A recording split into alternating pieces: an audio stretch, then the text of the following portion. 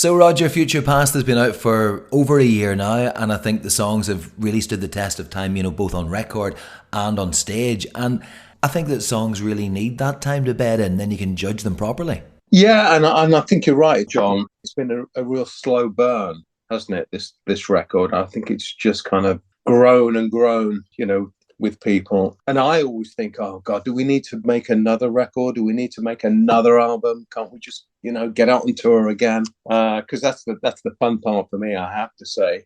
Right. But it's really worked for us, this record, and it was a great thing to be doing in the lockdown period. Obviously we couldn't get out there and play, so we really kind of honed in on this record, and we didn't really have any time constraints because nobody knew when the pandemic was going to come to an end.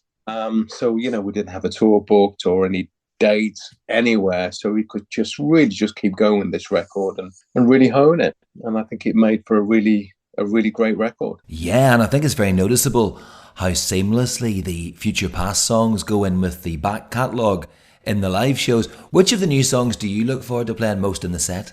Well, you are right that they do fit in really well with the older material, because I've told this story a few times, but Errol Alkan came into the studio and he was a big fan of the early 12-inch records, which were all played live.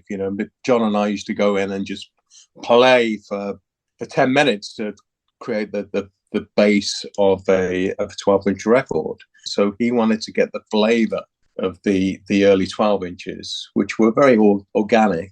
And I think we captured that with this record. So when we try and work in the newer songs into the set, they really, really fit in well. But the first one that jumps to mind is probably Anniversary. It's my favorite one because it's got that real kind of, it's almost like a Wild Boys kind of stomp. Oh yeah, of course. Yeah, such a big song, isn't it?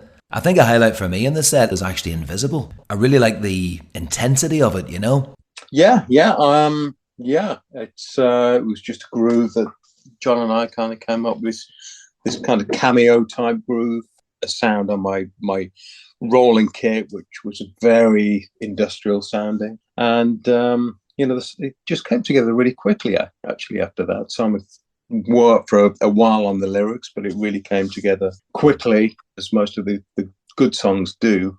Yeah, I think once we got that song, we thought we were really onto something with this record. And of course, when you take the new songs into account, it further adds to the setlist conundrum, doesn't it? I mean, you have so many songs to choose from, and I suppose you have to find that fine balance between, there'll be people who'll come to see Duran Duran maybe once or twice in their life who will want, of course, to hear Rio and Wild Boys and Hungry.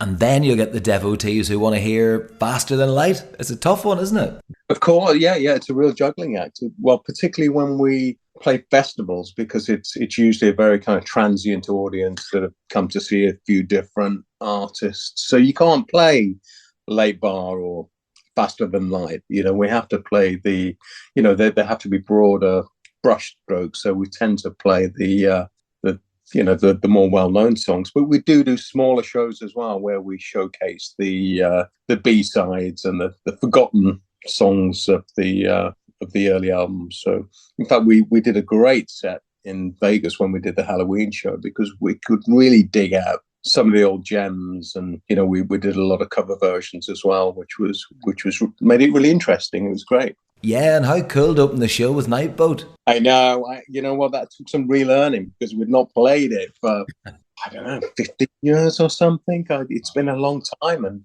people tend to think, wow, it's their song. They must know how to play it. But it was like, God, how do we play this song? So that took a while, but it was great. It was great to open with it, as we did in the early days, of course. That was the song we always used to open with. So it was cool. It was cool to play that again. Definitely. And I'll tell you what, since we're talking about those kind of songs, I did this recently with John. Roger, let's do some deeper cuts then, and talk through some of these. I'll start with Sound of Thunder. That was the first song that we ever played together. Simon came walking in his pink leopard skin trousers with his lyric book under his arm. Again, that story's been told many times, but we thought, well, he looks the part. He's got a book of lyrics with him. Let's see how he sounds. And the song that we'd just been working on that day was Sound of Thunder, and he came up with the melody and the lyrics in the first 5 minutes. It was done. Boom, song finished. So we thought, he's the one. He's the one. So it's a very important song. Yeah, absolutely. Let's move on to a song that I think is the unsung hero from Rio, Last Chance on the Stairway. Ah, wow. Last Chance on the Stairway. I remember recording that in Air Studios. I can't remember too much about recording that, actually. I can't remember a lot about the recording of that, other than I think that's a song that took a while. It's not something that came quickly. And the thing I love about that song is that it couldn't be anybody else but Duran Duran. We were kind of pulling on all these different influences. You can hear Japan in there, you can hear Roxy music, you can hear Bowie. But I think the song is very Duran, and it could not be anybody else. It's quintessential, isn't it? And here's one you did play in Vegas, and it's a song that really jumps out of the speakers. Shadows on Your Side. Yes, from Seven and the Ragged Tiger. We were definitely going down some different routes on that record. We just made the Rio album before, and I think we've been very influenced by Let's Dance, the Bowie album. Avalon had just come out. So we're very, there's so much good music around at that time. And we were just kind of absorbing all these different influences of the time. But it's great. It's got great energy, this song. I mean, it really, really moves. Very proud of the rhythm section. So another great one, I think. Let's completely flip it now to a song that I always think is a kind of a strange hybrid between Winter Marches On and The Chauffeur. And I'm talking about Before the Rain. Before the Rain, yes, from All You Need Is Now, isn't it? We were opening with this on that tour, actually.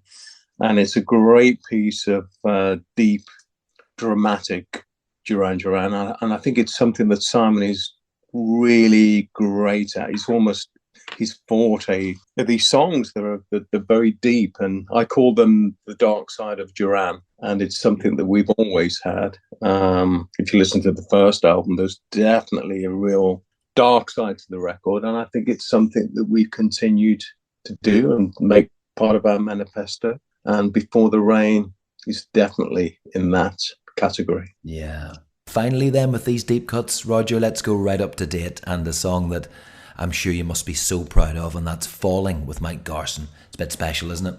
Yeah, I mean, we had so many great people working on this record.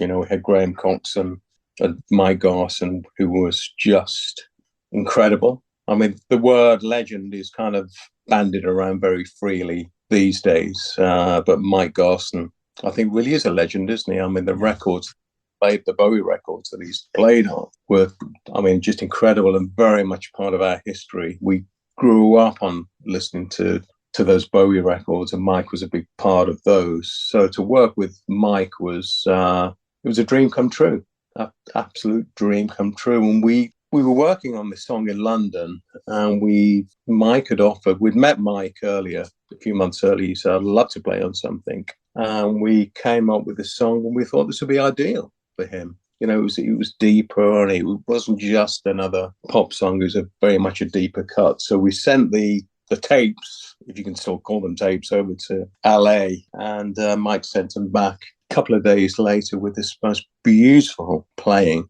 on it. And we kind of did a little bit of editing, and turned out really well. And Mike actually played with us in LA at the Hollywood Bowl, which really made the shows there so spectacular and so special. So thank you, Mike Garson. Yeah, he's an incredible musician, isn't he? I always think, hang on, what is Mike Garson playing? It's not classical, it's not jazz. I think he has got like a secret part of the keyboard that nobody else knows about, where there are notes that are only known to him. Right, you're exactly right. It's like, is he in tune? Actually, yes, he is in tune. Is that in time?